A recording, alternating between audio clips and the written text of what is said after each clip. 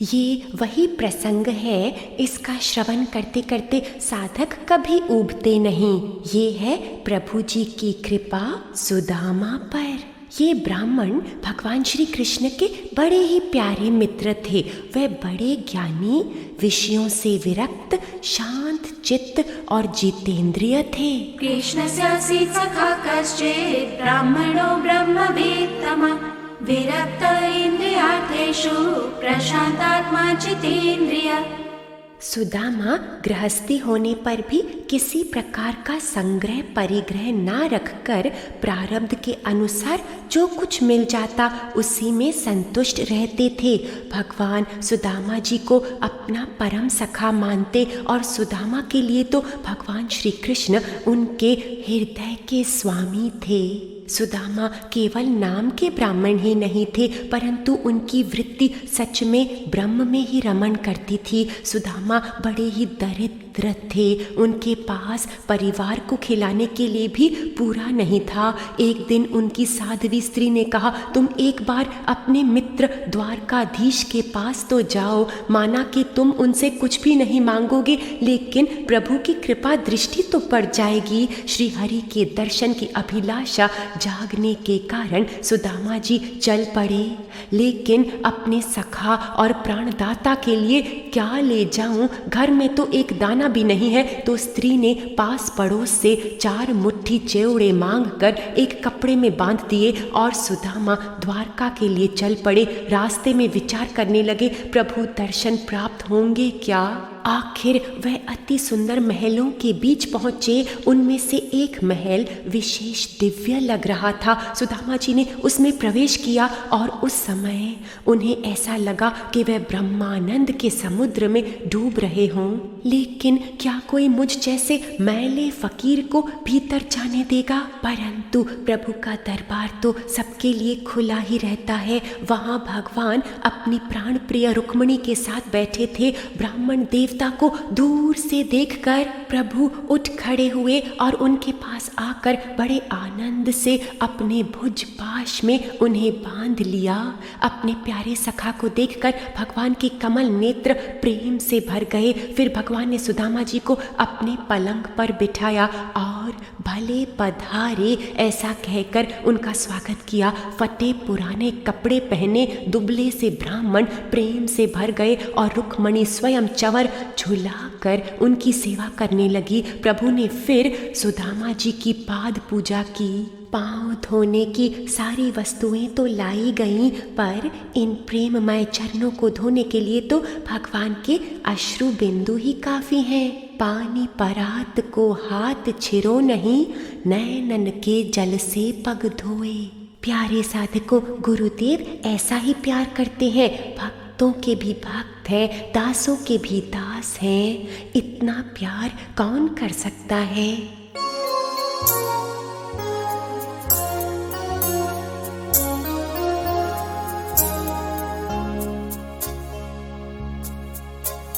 गुरु तेरा ऐसा प्यार जहाँ में कहाँ भी न मिला था, कहाँ भी न मिला था। गुरु तेरा ऐसा प्यार जहाँ में भी न मिला था, कहाँ भी न मिला था।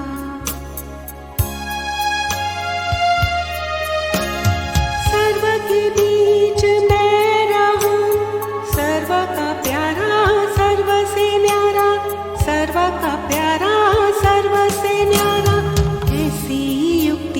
ऐसी युक्ति सयानों से भी ना मिली थी, सयानों से भी ना मिली थी। जीवन तूने फूल सा खिलाया, खुशबू भरती दिव्य ये काया, खुशबू भरती दिव्य ये काया। ऐसी खुशबू गुलाबों में भी ना मिली थी, गुलाबों में भी ना मिली थी।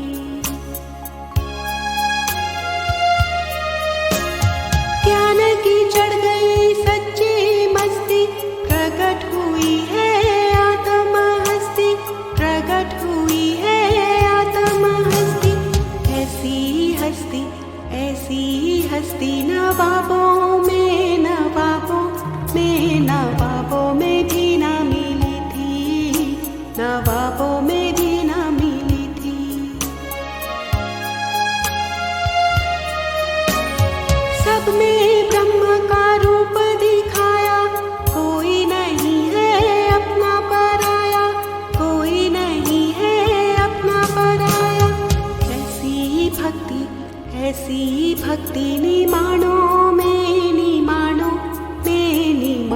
में भी ना मिली थी, निमाणों में भी ना मिली थी। गुरु तेरा ऐसा प्यार जहाँ में कहाँ भी ना मिला था, कहाँ भी ना मिला था, कहाँ भी ना मिला था, कहाँ भी ना मिला था। फिर भगवान सुदामा के साथ बैठकर गुरुकुल का समय याद करने लगे। प्रभु ने कहा, मैं जानता हूँ कि आपका चित्त गृहस्थ में रहने पर भी प्रायः भोगों से पूर्णतया अनासक्त है। ऐसे लोग संसार में विरले होते हैं। प्रभु ने कहा, याद है गुरुकुल में वो आनंद के दिन? सच में गुरु ही सच्चा मित्र होता है। प्रथम गुरु तो माता पिता होते हैं, उसके बाद उपनयन करके सत्कर्मी शिक्षा देने वाले दूसरे गुरु होते हैं। तदनंतर ज्ञान उपदेश करके परमात्मा को प्राप्त कराने वाला गुरु तो मेरा स्वरूप ही है। वह ज्ञान गुरु मैं ही हूँ। इस जगत में जो लोग अपने सद्गुरु देव के उपदेश अनुसार अनायास ही भव सागर पार कर लेते हैं, वही परमार्थ के सच्चे जानकार हैं। सुदामा, मैं सबकी आत्मा हूँ। तुम जानते हो मैं किस बात से अति प्रसन्न होता हूँ? अनंत साधन, गृहस्थ के धर्म, वेदाध्ययन और संन्यास से भी मैं इतना प्रसन्न नहीं होता जितना भगवत भाव से सद्गुरु की आज्ञा में रहने से संतुष्ट होता हूँ। प्रभु की रानियों ने सुदामा जी की खूब सेवा की। सुदामा प्रभु से कहते हैं, कितने सुहावने थे बचपन के दिन, लेकिन सबसे सुंदर थी आपकी मित्रता। हे सबके आराध्य देव जगत गुरु श्री कृष्ण, भला अब हमें क्या करना बाकी है? क्योंकि हमें वांछा कल्प तरु भगवान के साथ गुरुकुल में रहने का सौभाग्य प्राप्त हुआ था। फिर अंतर्यामी श्री कृष्ण ने कहा, ब्राह्मण, आप अपने घर से मेरे लिए क्या लाए हैं? परंतु लज्जावश उन लक्ष्मीपति को ब्राह्मण ने 4 मुट्ठी चेवड़े नहीं दिए। प्रभु तो हर एक प्राणी का एक एक संकल्प और उसका अभाव भी जानते हैं। उन्होंने विचार किया, एक तो ये इतना प्यारा सखा, दूसरा कभी भी लक्ष्मी की कामना से इसने मेरा भजन नहीं किया। इस समय ये अपनी पतिव्रता पत्नी को खुश करने के लिए आया है। तब भगवान को उसे ऐसी संपत्ति देने की प्रेरणा आई जो देवताओं के लिए भी दुर्लभ है। भगवान ने फिर सुदामा के वस्त्र में से चित्थड़े की एक पोटली में बंधा हुआ चेवड़ा, ये क्या है ऐसा कहकर स्वयं ही छीन लिया। प्यारे मित्र, ये चेवड़े न केवल मुझको बल्कि सारे संसार को तृप्त करने के लिए पर्याप्त है। ऐसा कहकर वह एक मुट्ठी चेवड़े खा गए। दूसरी मुट्ठी ज्यों ही भरी त्यों ही रुक्मणी के रूप में स्वयं भगवती लक्ष्मी जी ने भगवान श्री कृष्ण का हाथ पकड़ लिया। उन्होंने कहा, विश्वात्मा, मनुष्य को इस लोक में तथा परलोक में समस्त संपत्तियों की समृद्धि प्राप्त करने के लिए ये एक मुट्ठी चेवड़े ही बहुत हैं। रुक्मणी जानती थी कि इससे ज्यादा खाएंगे तो उन्हें स्वयं लक्ष्मी जी को ही अर्पण कर देना पड़ेगा, जिनका सुख केवल श्री चरणों में था। फिर अगले दिन ब्राह्मण अपने घर के लिए निकल पड़े और वापसी के मार्ग में उनका सारा का सारा चिंतन भगवान में ही था। परम दयालु कृष्ण ने मुझे कितना प्यार किया, परंतु मुझे जरा सा भी धन नहीं दिया। बहुत अच्छा किया। जानते हैं ना कि दरिद्र धन पाकर मतवाला हो जाएगा और श्री चरणों को विसार देगा। ऐसा सोचते सोचते सुदामा जी अपने घर के पास पहुँचे। वह वहाँ क्या देखते हैं कि वहाँ उनका घर नहीं पर सारा स्थान सुंदर महलों से घिरा हुआ है। ब्राह्मणी और अपने बच्चों को देखकर ब्राह्मण सोचने लगा कि ये कौन सुंदर सुंदर लोग बन ठन कर यहाँ विचर रहे हैं, ये किसका स्थान है? पतिदेव को देखते ही पतिव्रता पत्नी के नेत्रों में अश्रु छलक आए। सुदामा जी ने फिर अपनी पत्नी के साथ बड़े प्रेम से महल में प्रवेश किया। महल क्या था, मानो देवराज इंद्र का निवास स्थान। इस प्रकार भगवान श्री कृष्ण के प्यारे सखा उस ब्राह्मण ने देखा कि यद्यपि भगवान अजित हैं, किसी के अधीन नहीं है, फिर भी वो अपने सेवकों के अधीन हो जाते हैं। ब्राह्मण उन्हीं के ध्यान में तन्मय हो गए। ध्यान के आवेग से उनकी अविद्या की गांठ कट गई और उन्होंने थोड़े ही समय में आत्मधाम प्राप्त कर लिया, जो संतों का एकमात्र आश्रय है। साधकों, इस प्यारे ब्राह्मण की भक्ति जो कोई सुनता है उसे भगवान के चरणों में प्रेम भाव प्राप्त होता है और वह कर्म बंधनों से मुक्त हो जाता है। प्रभु की कथाएं इतनी अद्भुत क्यों लगती हैं? क्योंकि प्रभु का हर भक्त के साथ मित्रता का भाव है। कभी भी अपने को श्रेष्ठ और भक्तों को कम नहीं देखते। व्रज भूमि में वह गोप गोपियों के मित्र थे, अर्जुन के सखा, सुदामा के मित्र, सुहृदम, सब जीवों के स्वार्थ रहित मित्र। सुदामा जी अपनी स्त्री को सुनाते हैं, हरि बिन कौन दारिद्र हरे, कहत सुदामा सुनरी सुंदरी, मिलत न हरि बिसरे, सूरदास स्वामी की महिमा, विधि टारे न टरे। अब यहाँ एक सूर्य ग्रह हुआ और भगवान और बलराम जी ने कुरुक्षेत्र की यात्रा की। सारे यादव ऋषि भी चले और वहाँ ये कौन चले आ रहे हैं? सारे पांडव भाई। एक और आश्चर्य, मधुर मिलन यहाँ हो रहा है। नंद बाबा, यशोदा, गोप और गोपियाँ। भक्तों के चित्तों में आनंद उमड़ रहा है। सारी रानियां गोपियों से कृष्ण कथा सुन रही हैं। यहाँ वसुदेव जी कई ऋषि मुनियों से पूछते हैं कि ज्ञान कैसे होवे, तो सब के सब बताते हैं कि कृष्ण ही ज्ञान का मार्ग है और कृष्ण ही मंजिल। वही सबकी आत्मा, वही सब में स्थिर है, यही ज्ञान है। फिर वसुदेव ने एक महायज्ञ की रचना की और सब लोग आनंद से भर गए। घर लौटने के बाद एक दिन भगवान श्री कृष्ण और बलराम अपने माता पिता के पास गए तो वसुदेव जी ने कहा, सच्चिदानंद कृष्ण, महायोगीश्वर संकर्षण, मैं जान गया हूँ कि तुम दोनों सारे जगत के स्वामी हो और जगत में केवल क्रीड़ा कर रहे हो, इसलिए दीन जनों के हितैषी मुझे परम तत्व दिखाओ। तब श्री कृष्ण मुस्कुराकर बोले, पिताजी, मैं तो आपका प्यारा पुत्र हूँ, कोई विशेष नहीं हूँ। ये आत्म दृष्टि से देखें तो आप लोग, मैं, भैया बलराम जी और सारे द्वारकावासी, फिर संपूर्ण चराचर, सबके सब परमात्मा तत्व ही हैं। आत्मा एक ही है, फिर भी एक होने पर अनेक दिखाई देती है, अदृश्य होने पर भी व्यक्त और अपना ही स्वरूप होने पर भी भिन्न दिखाई देती है, लेकिन जो मैं हूँ वही सब है। भगवान के ये वचन सुनकर वसुदेव ने नानत्व बुद्धि छोड़ दी। वह आनंद में मग्न होकर वाणी से मौन और मन से निसंकल्प हो गए।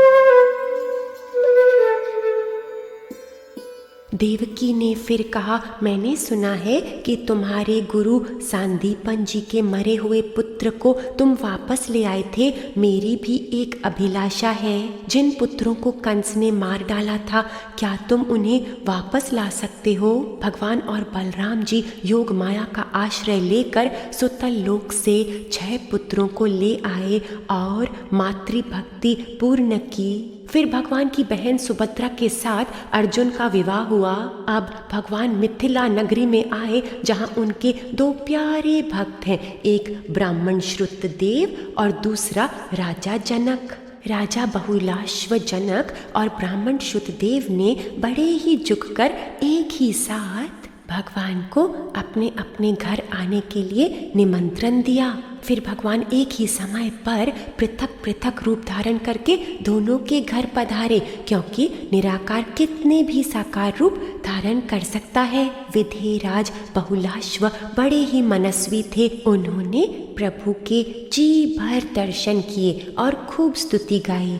यहाँ सौभाग्यशाली श्रुतदेव भगवान और उनके साथ आए योगियों की सेवा कर रहे हैं। भगवान श्री कृष्ण ने करुणा बरसाते हुए कहा, श्रुतदेव, ये जो मेरे साथ योगी आए हैं ये बड़े बड़े ऋषि हैं, तुम पर अनुग्रह करने के लिए तुम्हारे घर पधारे हैं। ये अपने चरण कमलों की धूल से लोगों को पवित्र करते हुए यही विचरण कर रहे हैं। मेरा जो चतुर्भुज रूप है वो भी इतना प्यारा नहीं है जितनी प्यारी इन संगत के स्वरूप में मेरी मूरत है। ये साधक है, साधनामय है, यज्ञमय है। इनकी भक्ति करने से तुमने मेरी ही भक्ति कर ली, नहीं तो बड़ी बड़ी बहुमूल्य सामग्री से मेरी पूजा होती है तो भी मैं इतना प्रसन्न नहीं होता। कुछ दिन प्रभु ने दोनों भक्तों को अंतरात्मा में तृप्त किया और परम पुरुष का उपदेश करके वे द्वारका लौट आए। अब 11 स्कंध में 11वें स्कंध में प्रभु मुक्ति की बात बताते हैं। शरीर के साथ झूठा तदात्म्य त्याग कर सत्य स्वरूप से योग लगाना और उसी तत्व में निवास करना, यही मुक्ति है। हदों में रहने को बंधन कहते हैं, सच्चिदानंद ब्रह्म में रहने को मुक्ति कहते हैं। प्रभु की लीलाएं खूब सत्यमय रहीं। बचपन में असुरों को संहारा, फिर बाद में असत्य के रूप में कौरवों का संहार किया और पांडवों को सत्य सौंपा। अब वो कार्य करीब करीब पूर्ण हो रहा है जिसके लिए प्रभु प्रकट हुए हैं। परित्राणाय साधूनां विनाशाय च दुष्कृतां, और धर्म की स्थापना हो रही है। अब एक कार्य और है, वो है यदुवंशियों का संहार, क्योंकि लीला समाप्त करनी है ना। यहाँ भगवान जब गांधारी के पास गए तो देखा कि गांधारी को युद्ध में अपने पुत्रों के मर जाने का बड़ा शोक है। उन्होंने प्रभु के पांव की ओर देखा तो अंगूठा जल गया। ऐसी थी तप शक्ति गांधारी की। उन्होंने प्रभु से मोहवश कहा, तुमने युद्ध क्यों नहीं रोका? तुम्हें मैं श्राप देती हूँ कि जैसे कुरु वंश के भाइयों ने युद्ध में एक दूसरे को खत्म कर दिया, वैसे ही तुम्हारे कुल के यदुवंशी भी एक दूसरे को मार डालेंगे। प्रभु इस समय कितने शांत एक रस खड़े हैं। क्या श्राप और क्या आशीर्वाद, ये तो सब मेरी ही लीला है। अशरीरम, और जो व्यक्ति सशरीरम होता है उसके लिए सब कुछ सत्य होता है, और वह नाम रूप को दोष देता है कि इसके कारण और उसके कारण। लेकिन साधकों, कारण भी वही है और कार्य भी वही। ये जानेंगे तभी तो सच्ची मस्ती चढ़ेगी।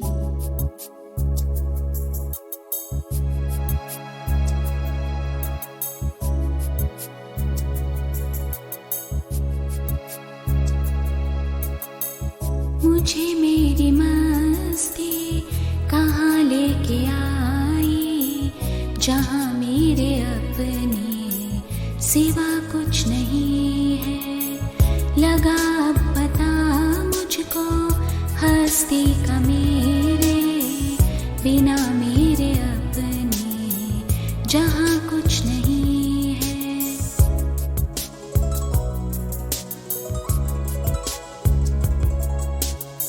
सभी में सभी से परे मैं ही मैं हूँ, सिवा मेरे अपने कहाँ कुछ नहीं है। न दुख है न सुख है, नहीं शोक कुछ भी। अजब है ये मस्ती, पिया कुछ नहीं है। मुझे मेरी मस्ती कहाँ लेके आई, जहाँ मेरे अपने सिवा कुछ नहीं है।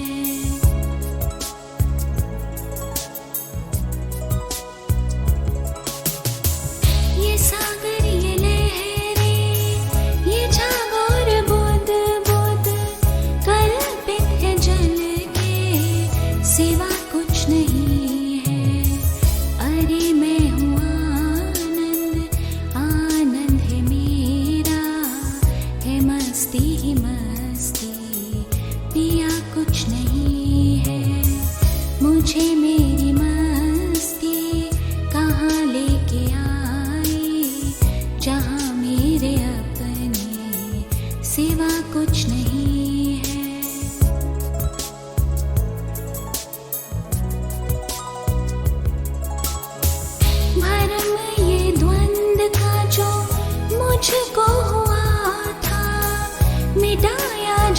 पास तो खफा कुछ नहीं है।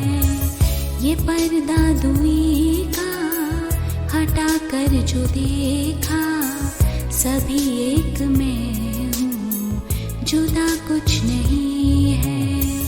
मुझे मेरी मस्ती कहाँ लेके आई, जहाँ मेरे अपने सिवा कुछ नहीं है।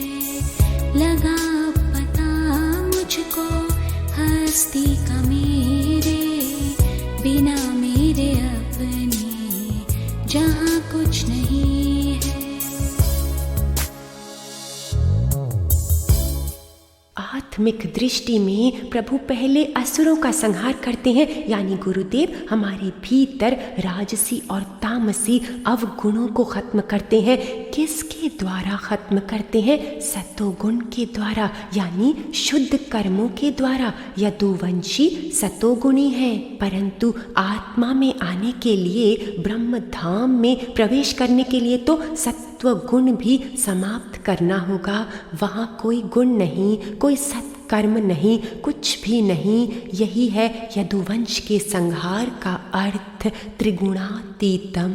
राम अवतार में प्रभु सारे अयोध्या वासियों को अपने साथ ले गए। कृष्ण अवतार में सबको यहीं छोड़ गए। ये है ज्ञान के दो मार्ग, एक है सर्वस्व ब्रह्म, ये भी ब्रह्म है, ये भी ब्रह्म है, सब कुछ ब्रह्म है। दूसरा मार्ग है नेति नेति, ये भी मिथ्या है, वो भी मिथ्या है। सबसे मन निकाल कर अपने एक सत्य स्वरूप में लौट आना, ये दो मार्ग आत्मा तक ले जाते हैं। तो भगवान ने एक नई रचना की। एक दिन वसुदेव जी के घर के पास अनेक ऋषि निवास करने के लिए आए। विश्वामित्र, अत्रि, दुर्वासा, भृगु, अंगीरा, कश्यप, वामदेव, वशिष्ठ, नारद जी आदि महान संत। यदुवंश के कुछ उदंड कुमार खेलते खेलते उनके पास पहुँचे। वह बालक जामवंती नंदन सांब को स्त्री के वेश में सजाकर ले गए और कहने लगे, ब्राह्मणों, ये सुंदरी गर्भवती है, आप लोग बताइए कि ये कन्या जन्मेगी या पुत्र। जब बालकों ने ऋषियों के साथ इस तरह मजाक किया, तब उन्हें एक श्राप मिल गया। ये एक मूसल पैदा करेगा जो तुम्हारे कुल का नाश करने वाला होगा। बालक बहुत ही डर गए और बनावटी पेट को खोला तो सच में वहाँ एक मूसल मिला। सभा में ये बात बताई तो यदुवंशियों ने उस मूसल का चूरा चूरा कर दिया और समुद्र में डाल दिया। उन्होंने भगवान श्री कृष्ण को कुछ नहीं बताया, क्योंकि वे जानते थे कि प्रभु ब्राह्मणों को कितना सम्मान देते हैं और वे बड़े शर्मिंदा हो रहे थे। तो दो भूलें हो गईं, एक तो ऋषियों का अपमान, दूसरा सद्गुरु से छिपा देना। तो कौन बचाएगा? परंतु विधि का विधान नहीं टलता।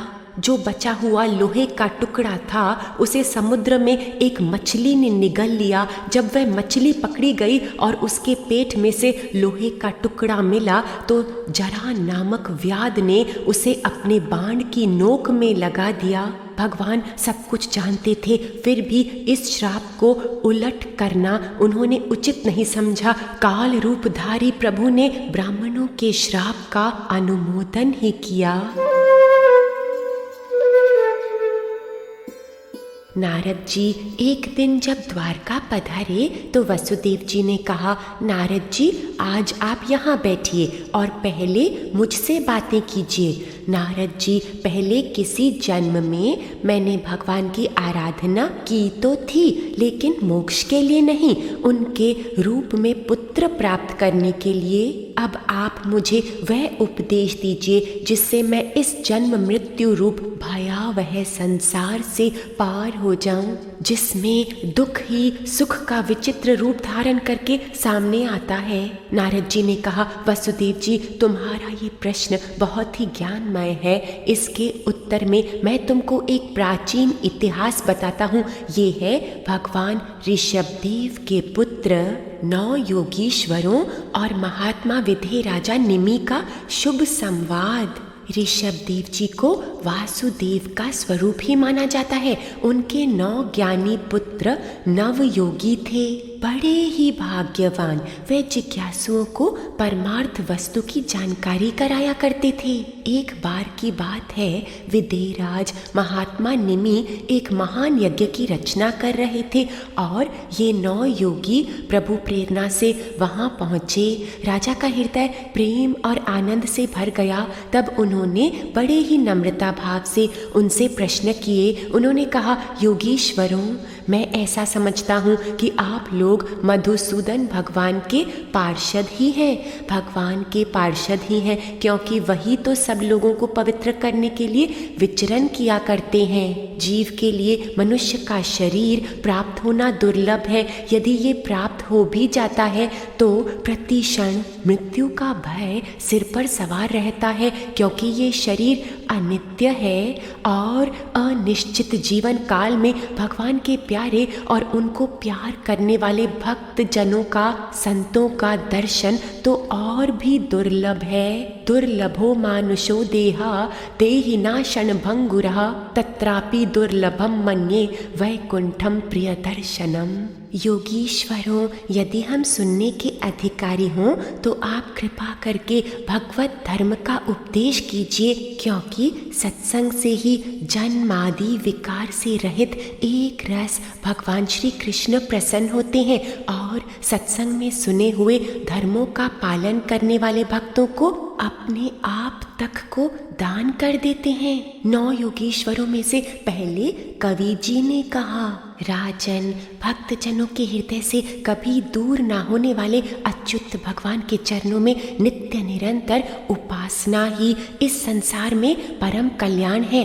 देह ग्रस्त आदि तुच्छ पदार्थों में अहमता एवं ममता हो जाने के कारण जिन लोगों की चित्त वृत्ति उद्विग्न हो गई है, उनका भय भी प्रभु उपासना से निवृत्त हो जाता है। भागवत धर्म का पालन करने वाले शरीर से, वाणी से, मन से, इंद्रियों से, बुद्धि से, अहंकार से, अनेक जन्मों की आदतों से, स्वभाव से जो जो करें वो सब कुछ परम प्रभु नारायण के लिए ही है। इस भाव से प्रभु को समर्पण कर दें, यही सबसे सरल भगवत धर्म है। कायेन वाचा मनसेन्द्रियैर्वा बुद्ध्यात्मना वान् उश्रित स्वभावात् करोति यद्यत् सकलं परस्मै नारायणायेति समर्पयेतत्। ईश्वर से विमुख पुरुषों को उनकी माया से अपने स्वरूप की विस्मृति हो जाती है और इस विस्मृति में ही मैं देवता हूँ, मैं मनुष्य हूँ, इस प्रकार का भ्रम हो जाता है। इस देह आदि अन्य वस्तुओं में तन्मयता होने के कारण ही बुढ़ापा, मृत्यु, रोग आदि अनेकों भय होते हैं। इसलिए सद्गुरु को ही आराध्य देव परम प्रियतम मानकर अनन्य भक्ति के द्वारा ईश्वर का भजन करना चाहिए। संसार में भगवान की बड़ी महिमा प्रसिद्ध है। लोक वासना छोड़कर उनका गुणगान करना चाहिए। किसी भी व्यक्ति, वस्तु या स्थान में आसक्ति ना रखकर विचरना चाहिए।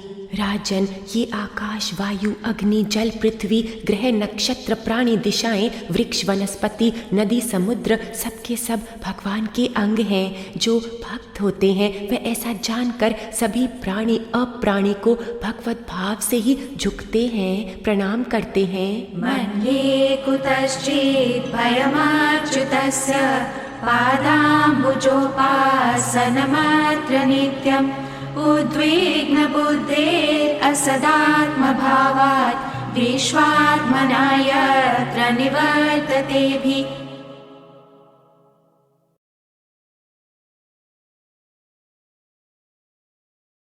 जैसे भोजन करने वाले को प्रत्येक ग्रास के साथ तुष्टि, पुष्टि और भूख की निवृत्ति एक साथ होते जाते हैं, वैसे ही जो मनुष्य भगवान की शरण लेकर उनका भजन करता है, उसे भजन के प्रत्येक क्षण में भगवान के प्रति प्रेम, अपने प्रेमास्पद प्रभु के स्वरूप का अनुभव और उनके अतिरिक्त अन्य वस्तुओं में वैराग्य, इन तीनों की एक साथ ही प्राप्ति होती जाती है। राजा निमि ने फिर पूछा, कृपा करके भगवत भक्त के लक्षण वर्णन कीजिए। भक्त का धर्म क्या है और स्वभाव कैसा होता है?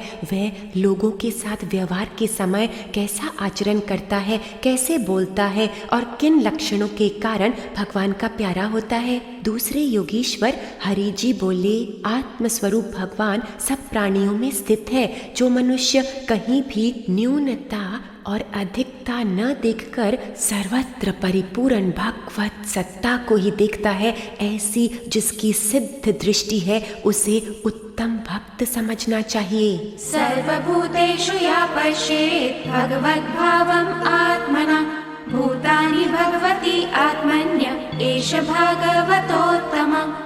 जो भगवान से प्रेम करता है, उनके भक्तों से मित्रता करता है, दुखियों और अज्ञानियों पर कृपा करता है और भगवान से द्वेष करने वालों से हट जाता है, वह मध्यम कोटि का भक्त है। कर्म कुछ शुद्ध तो है पर भिन्न भिन्न देखता है ना। और जो भगवान की मूर्ति आदि की पूजा तो श्रद्धा से करता है, परंतु सब में उनके दर्शन करके सेवा नहीं करता, वह साधारण श्रेणी का भगवत भक्त है। राजन, जो इंद्रियों के द्वारा विषयों को ग्रहण तो करता है, परंतु जब अपनी इच्छा के प्रतिकूल विषय प्राप्त होते हैं तो द्वेष नहीं करता, अनुकूल विषयों के मिलने पर हर्षित नहीं होता। उसकी दृष्टि यही बनी रहती है कि ये सब प्रभु प्रसाद है, वह उत्तम भक्त है। गृहीत्वापीन्द्रियैरर्थान् यो न द्वेषी न नेष्यति विष्णोर्मायामिदं पश्यन् स वै भागवतोत्तमः। राजा प्रश्न करते हैं, भगवत भक्त मायातीत तो होता है, लेकिन ये माया क्या है? तीसरे योगीश्वर अंतरिक्षजी ने कहा, माया ये त्रिगुणात्मक है। ये परमात्मा की उपज शक्ति, पोषण शक्ति और संहार शक्ति है। सारी माया परमात्मा की ही है।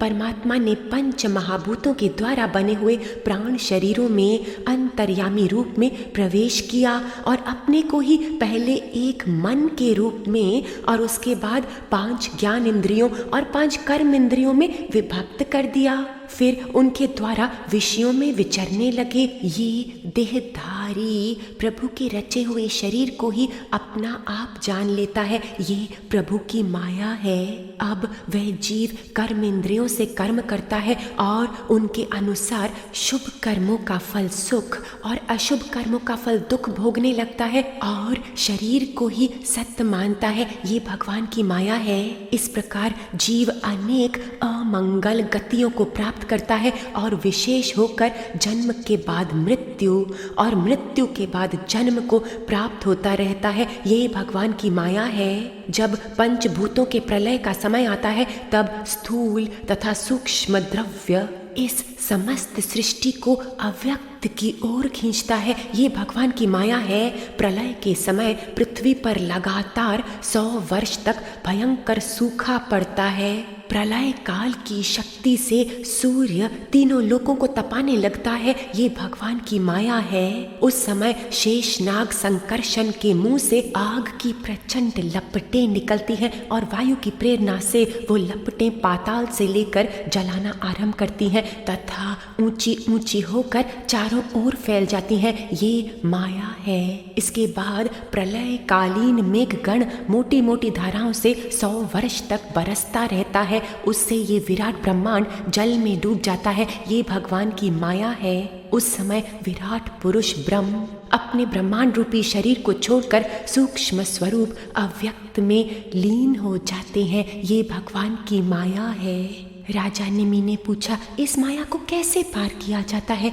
भगवान ने बताया है ना, मम माया दुरत्यया, मेरी माया बड़ी दुस्तर है, लेकिन विशेष बात, मामेव ये प्रपद्यन्ते माया मेताम तरन्ति ते, जो मेरी शरण लेता है उसे मैं इस दुस्तर माया से पार कर देता हूँ। प्रपद्यन्ते बहुत बढ़िया शब्द है, शरण लेना। लेकिन प्रपद्यन्ते कैसे? अच्छा, अपना बायां हाथ भगवान के चरण के नीचे रखना है, फिर भगवान का पद पंकज, और फिर अपना दाहिना हाथ भगवान के चरण कमल के ऊपर रखना है। क्यों? क्योंकि अगर हम प्रभु से दूर माया में भागना चाहेंगे तो नहीं भाग पाएंगे, क्योंकि भगवान का चरण हमारे हाथ के ऊपर है। और अगर भगवान भागना चाहेंगे तो नहीं भाग सकेंगे, क्योंकि हमारा हाथ भगवान के चरण के ऊपर है। प्रपद्यन्ते। राजा निमि पूछते हैं, लेकिन जिनकी बुद्धि सूक्ष्म तत्वों को नहीं पहचान पाती, जरा स्थूल है, वो कैसे पार होएगा? चौथे योगीश्वर प्रबुद्ध जी बताते हैं, पहले तो वो जरा विचार करे कि संसार के सुख सब नाशवान है, और जो ये प्राप्त हो भी जाएं तो क्या इन विषयों में शांति है? और ये भी जानना चाहिए कि मरने के बाद जे वह अन्य लोकों में जाने की इच्छा कर रहा है, उनका सुख भी नाशवान है। इसलिए जो अपना परम कल्याण चाहता है, उसे सद्गुरु की शरण लेनी चाहिए। गुरुदेव ऐसे हों जो अपनी आत्मा में निवास करते हों और जिसका सार वह ठीक ठीक समझाएं, आत्मावान भी हों और अनुभवी भी, उनका शांत चित्त हो और वे निष्प्रपंची हों। जिज्ञासु को चाहिए कि गुरु को अपनी आत्मा माने, उनकी शरण में जाए और उनसे भगवान को प्राप्त कराने वाले साधनों की शिक्षा ले, लेकिन बड़ी श्रद्धा और भक्ति भाव से। इन्हीं साधनों के द्वारा वह समदृष्टि प्राप्त करता है, सबको दुआ देता है और अपनी आत्मा का ज्ञान कराने वाले भगवान को प्रसन्न करता है।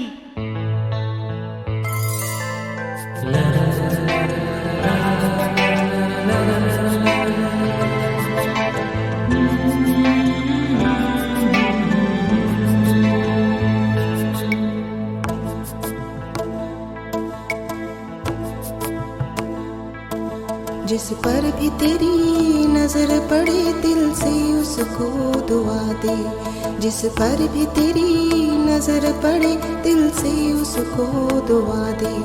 वो प्यार की बूंद का प्यासा रे, प्यार से ही प्यास बुझा दे। वो प्यार की बूंद का प्यासा रे, प्यार से ही प्यास बुझा दे। जिस पर भी तेरी नजर पड़े दिल से उसको दुआ दे। वो प्यार की बूंद का प्यासा रे, प्यार से ही प्यास बुझा दे।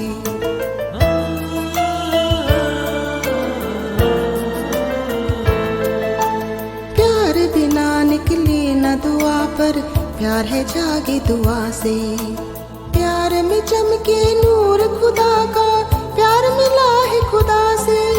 दुआ में छिपा के प्यार अपना बंदे को खुदा से मिला दे। वो प्यार की बूंद का प्यासा रे, प्यार से ही प्यास बुझा दे।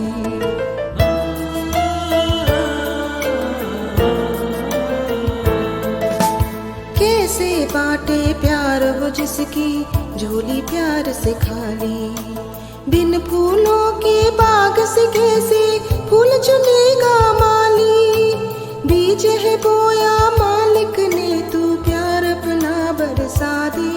वो प्यार की बूंद का प्यासा रे, प्यार से ही प्यास बुझा दे। जिस पर भी तेरी नजर पड़े दिल से उसको दुआ दे। वो प्यार की बूंद का प्यासा रे, प्यार से ही प्यास बुझा दे। प्यार से ही प्यास बुझा दे, प्यार से ही प्यास बुझा दे। पहले शरीर आदि में मन की अनासक्ति सीखे, फिर भगवान के भक्तों से निर्विकारी प्रेम कैसे करना चाहिए ये सीखे। इसके बाद विनम्रता और निष्कपट भावना बनाए। बाहर की पवित्रता और भीतर की पवित्रता और सरलता ब्रह्मचर्य अपनाए।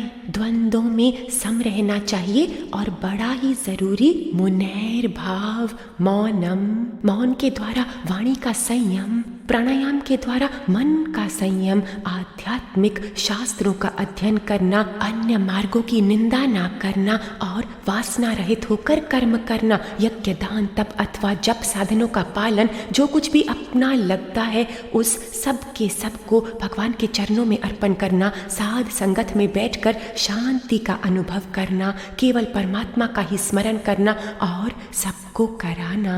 इस प्रकार भक्त सच्चे धर्म में आता है और वह नारायण के परायण होकर उनकी माया को अनायास ही पार कर जाता है, जिसके पंजे से निकलना बड़ा ही कठिन है। फिर राजा निमि ने पूछा, महर्षि, भक्त के लक्षण तो स्पष्ट हुए, लेकिन ये नारायण जिनकी शरण लेनी है उनका वास्तविक स्वरूप क्या है?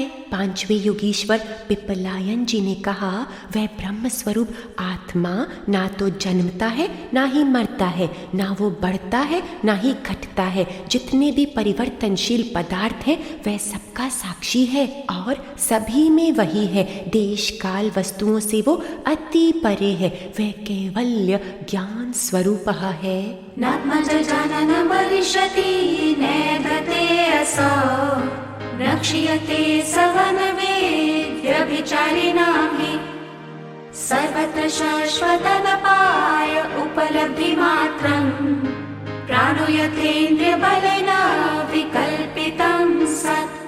राजा ने पूछा, हमें कर्म योग के बारे में बताइए, जिसके द्वारा शुद्ध होकर मनुष्य शीघ्रातिशीघ्र परम निष्काम करने वाला ज्ञान प्राप्त करता है। योगीश्वर आविहोत्री जी ने कहा, कर्म अकर्म और विकर्म को जानना चाहिए। जिसका अज्ञान निवृत्त नहीं हुआ, जिसकी इंद्रियां वश में नहीं हुई, वह सत्य कर्म का त्याग कर देता है तो वो विकर्मी है, वह अधर्मी है, मृत्यु के बाद फिर मृत्यु को ही प्राप्त करेगा। इसलिए फल की अभिलाषा छोड़कर और विश्वात्मा भगवान को समर्पित करके प्रभु प्रसन्नता के कार्यों का अनुष्ठान करना चाहिए, उसे परम ज्ञान की शुद्धि मिलती है। ये कर्म योग तो वास्तव में पूजा योग है। जो कोई साधक सारे कर्म पूजा भाव से करता है वह करते हुए भी अकर्ता है। राजा निमि ने फिर पूछा, भगवान अपने भक्तों की भक्ति के वश होकर अनेकों प्रकार के अवतार ग्रहण करते हैं और अनेकों लीलाएं करते हैं, कृपा करके उन लीलाओं का वर्णन कीजिए। और साधक जन, हम इन पावन हरि की लीला का दर्शन तो भीतर बाहर कर चुके हैं, लेकिन आइए एक और प्यारी कथा सुने। सातवें योगी द्रुमिल जी ने बताया, दक्ष प्रजापति की एक कन्या का नाम था मूर्ति। वह धर्म की पत्नी थी। उसके गर्भ से भगवान ऋषि श्रेष्ठ शांतात्मा नर और नारायण के रूप में प्रकट हुए। उन्होंने बड़ा भारी तप किया तो इंद्र घबरा गया कि ये मेरा आसन तो नहीं ले लेंगे। तब इंद्र ने ऐसी आशंका करके स्त्री वसंतादि के साथ कामदेव को उनकी तपस्या में विघ्न डालने के लिए भेजा। कामदेव को भगवान की अनंत महिमा का ज्ञान नहीं था, इसलिए वे अप्सराओं तथा मंद सुगंध वायु के साथ बद्रिकाश्रम में जाकर काम वासना के कटाक्ष बाणों से नर नारायण को घायल करने की चेष्टा करने लगे।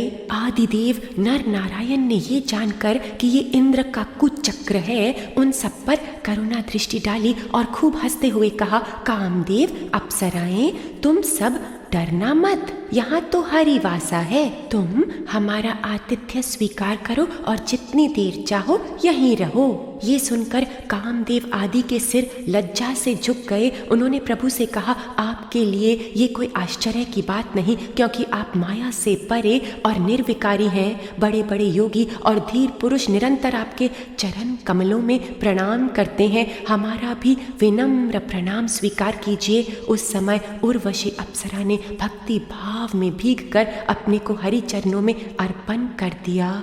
राजन, भगवान विष्णु ने अपने स्वरूप में एक रस स्थित रहते हुए भी संपूर्ण जगत के कल्याण के लिए बड़े सारे कलावतार धारण किए हैं। हंस, दत्तात्रेय, सनत कुमार और हमारे पिता के रूप में अवतीर्ण होकर उन्होंने आध्यात्म के मार्ग पर चलने वालों को सच्चा ज्ञान दिया। फिर प्रकट हुए नर नारायण थे महातपस्वी जगतारण। उर्वशी भी देख विरक्त हुई, अप्सरा भी हरि की भक्त हुई। तब तब काम भी रास्ता नाप गया और क्रोध भी मन में कांप गया। फिर हंस रूप में हरि प्रगटे, कल्याण हेतु शुद्ध निर्मल थे। भगवान ने आत्म शिक्षा दी, सत असत जानने की दीक्षा दी। फिर दत्तात्रेय अवतार हुआ, सारे जग का उद्धार हुआ। 24 गुरु का ज्ञान दिया, जड़ चेतन को था समान किया। जब जग में पाप प्रचंड बड़ा, अन्याय बड़ा, पाखंड बड़ा, तब करने को लीला ललाम, प्रगटे पृथ्वी पर परशुराम। 21 बार क्षत्रिय मारे, कर दिए नष्ट पापी सारे। फिर त्रेता में प्रभु राम हुए, उनके द्वारा शुद्ध काम हुए। हनुमान उन पे आसक्त हुए, रघुपति के अनुपम भक्त हुए। सारी अहम भाव को मार के राम ने सत्य सरलता प्रकट किया। जब जब धरती पर धर्म घटा, तब तब प्रभु ने अवतार लिया। करो हरि दर्शन, हरि दर्शन, करो हरि दर्शन, हरि दर्शन, करो हरि दर्शन।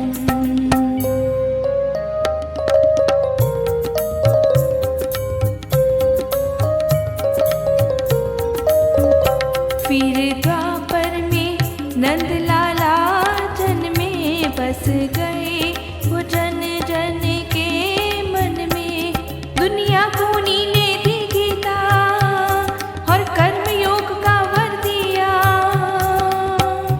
फिर जग में वेद व्यास आए, भंडार ज्ञान का मुनिवर लाए। महाभारत और भागवत रची, सब साधुओं को है बहुत जची। फिर शुद्ध बुद्ध अवतार हुआ, वाणी से मुक्त संसार हुआ। अंत में कल्कि आते हैं, सब हृदयों में बस जाते हैं। कलयुग बदला है सतयुग में, साधक जीवे अब नवयुग में। सत साधन दे चित शुद्धि के, हर भक्त को मोक्ष का द्वार दिया। जब जब धरती पे धर्म घटा, तब तब प्रभु ने अवतार लिया। करो हरि दर्शन, हरि दर्शन, करो हरि दर्शन, हरि दर्शन, करो हरि दर्शन। राजा निमि ने फिर प्रश्न किया, गुरुदेव, जिनकी कामनाएं शांत नहीं हुई हैं, लौकिक परलौकिक भोगों की लालसा मिटी नहीं है और मन एवं इंद्रियां भी वश में नहीं है, तथा जो प्रायः भगवान का भजन भी नहीं करते, ऐसे लोगों की क्या गति होती है? 8वें योगी चमस जी ने कहा, अज्ञान को ही ज्ञान मानने वाले उन संसारी लोगों को कभी शांति नहीं मिलती और उनके कर्म का चक्कर समाप्त नहीं होता। काल भगवान सदा उनके मनोरथ पर पानी फेरते रहते हैं। उनके हृदय की जलन विषाद कभी मिटती नहीं। प्रभु शरण में ही पूर्ण शांति है। राजा निमि का आखिरी प्रश्न, योगीश्वरों, आप लोग कृपा करके बताइए, मनुष्य किन नामों और किन विधियों से प्रभु की उपासना करते हैं? अब करभजन जी ने कहा, सतयुग में मनुष्य बड़े शांत और समदर्शी होते हैं। वह ध्यान की तपस्या के द्वारा सबके प्रकाशक परमात्मा की आराधना करते हैं। त्रेता युग में मनुष्य वेदाध्ययन में प्रवीण होते हैं। द्वापर युग में लोग जगदीश्वर की स्तुति पूजन करते हैं। कलयुग में श्रेष्ठ पुरुष ऐसे यज्ञों के द्वारा प्रभु का भजन करते हैं जिसमें नाम गुण आदि के कीर्तन की प्रधानता होती है। कलयुग में संकीर्तन के सरल मार्ग से ही सारे स्वार्थ और परमार्थ सिद्ध हो जाते हैं। इसलिए बुद्धिमान पुरुष कलयुग की बड़ी प्रशंसा करते हैं, कलयुग को बड़ा श्रेष्ठ मानते हैं। मिथिला नरेश राजा निमि 9 योगीश्वरों से भागवत धर्म का ज्ञान सुनकर बड़े प्रसन्न हुए। उन्होंने उन सबको प्रणाम किया और फिर वे सिद्ध अंतर ध्यान हो गए। विदेहराज ने उनके उपदेशों का आचरण किया और परम गति प्राप्त की। वसुदेव और देवकी दोनों नारद जी का सत्संग बड़े ध्यान से सुन रहे हैं। नारद जी ने कहा, जे तुम भी आत्मज्ञान की बातों पर चलोगे तो सब दुखों से छूटकर परम आनंद को प्राप्त कर लोगे। हे वसुदेव जी, तुम्हारा संस्कार बड़ा उत्तम है। तुम्हारे और देवकी के यश से तो सारा जगत भरपूर हो रहा है, क्योंकि सर्वशक्तिमान भगवान श्री कृष्ण तुम्हारे पुत्र के रूप में अवतरित हुए हैं। तुम श्री कृष्ण को अपना पुत्र नहीं समझना, वह स्वयं आत्मा, सर्वेश्वर, कारणातीत और अविनाशी हैं। उन्होंने लीला के लिए मनुष्य रूप धरकर अपना सत्य वैभव छिपा रखा है। आइए भक्तजन, हम मिलकर उन सर्वात्मा सर्वेश्वर का सर्वैश्वर्य अपने हृदय में जान करके उनकी मंगल आरती गाएं, ज्ञान ज्योत जला करके।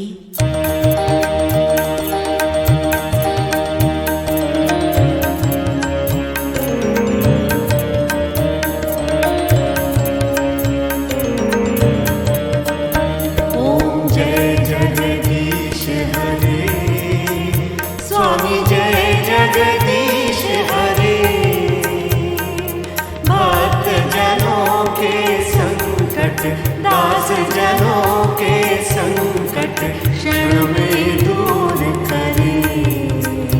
ओम जय जगदीश हरे।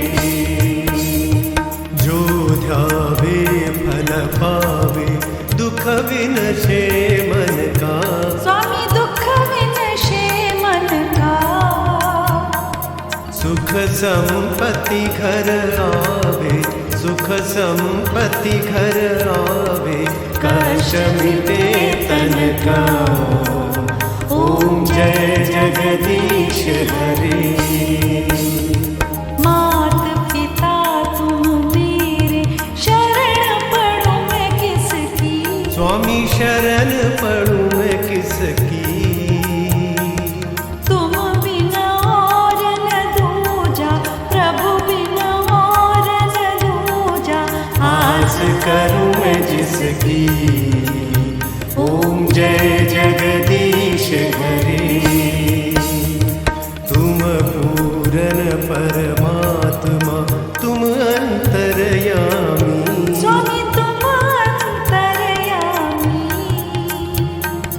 पार ब्रह्म परमेश्वर, पार ब्रह्म परमेश्वर, तुम सबके स्वामी। ओम जय जगदीश हरे। तुम करुणा के सागर, तुम पालन करता। स्वामी तुम पालन करता।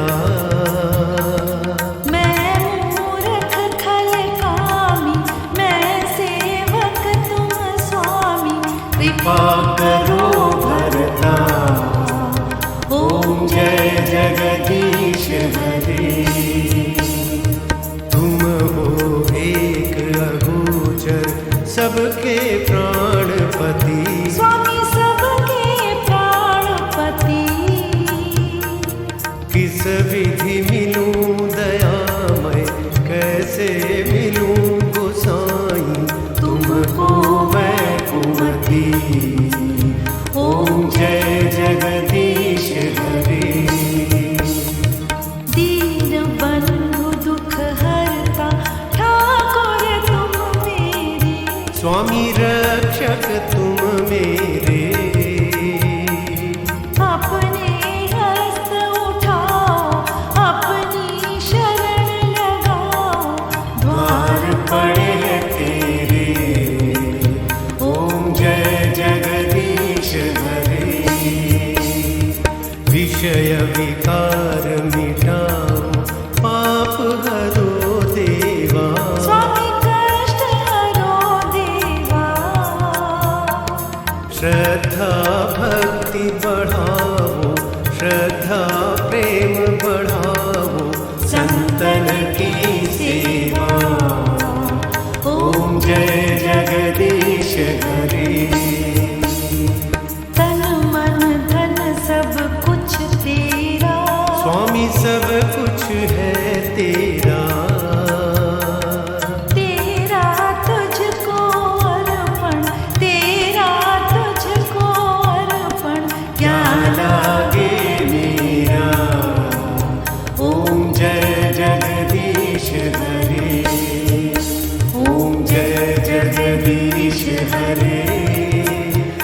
स्वामी जय जगदीश हरे।